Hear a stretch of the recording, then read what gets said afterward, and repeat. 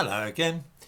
Now that Sarah Walker, who of course is Professor of Medical Statistics and Epidemiology at the University of Oxford, as well as being Chief Investigator at the Office for National Statistics COVID-19 Infection Survey, has said that the COVID pandemic is over in the United Kingdom, we can all relax a little.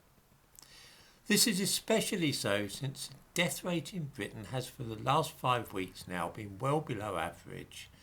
In March, the leading causes of death in the country were things like heart disease and Alzheimer's rather than any virus infection. So things seem to be considerably better now. I imagine there will be an inquiry at some stage about the handling of the epidemic, but there are one or two things which hardly anybody seems to have noticed.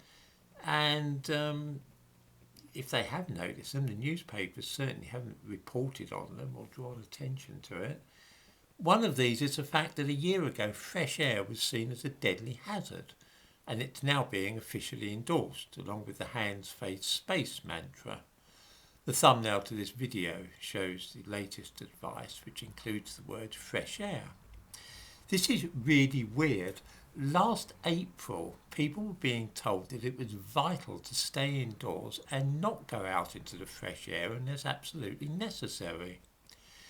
I live near Epping Forest in Essex, and the authorities there closed down every car park in the forest to prevent people visiting the place. They also put signs up saying that the forest had been closed, but of course people didn't take much notice of those.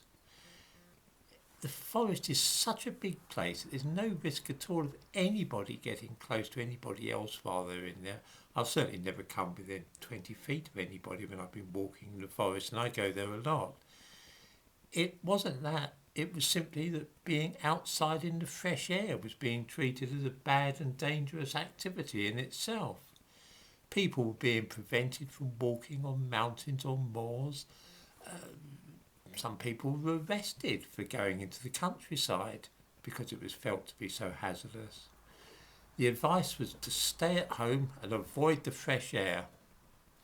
Now, of course, the advice is to get as much fresh air as you can. I wonder if anybody at all has any idea what might have caused this change of heart on the part of the government from seeing fresh air as something deadly to be avoided to now the position being that it's something that we should encourage people to get as much of as they can. Another of the things which I found utterly baffling, and I cannot for the life of me think what motivated this, was that almost all the public lavatories in London and other cities were closed down a year ago. This happened on every tube station in London as well. Some of these places are still not reopened. I was at Walthamstow bus station a week ago. They closed it all during the pandemic. Now it's only for staff, with undesirable consequences, which I'll come back to in a moment. I like to wash my hands regularly, whether there's an epidemic on or not. I don't like it when they feel sticky or grimy, so I'll often pop in somewhere if I can see a chance to wash my hands. Suddenly, a year ago, I found that there were no facilities anywhere to wash my hands when I was out. It's hard to see how this would help with controlling infection. Even worse was the outbreak of open-air defecation, which was observed in all too many places. This was a terrible health hazard, mounds of human excrement lying around. But there we are. People were opening their bowels in parks and alleyways and behind bushes and all over the place. I mean, as long as they'd locked all the places up, all the lavatories were locked up, that's all that seemed to matter to them. There have been many other peculiar reactions of organisations to the pandemic, which seemed more likely to spread disease rather than alleviate it, and I'm mystified about many of them. Seriously, who thought that discouraging people from getting fresh air and preventing them from washing their hands would be a good way of improving the health of the nation?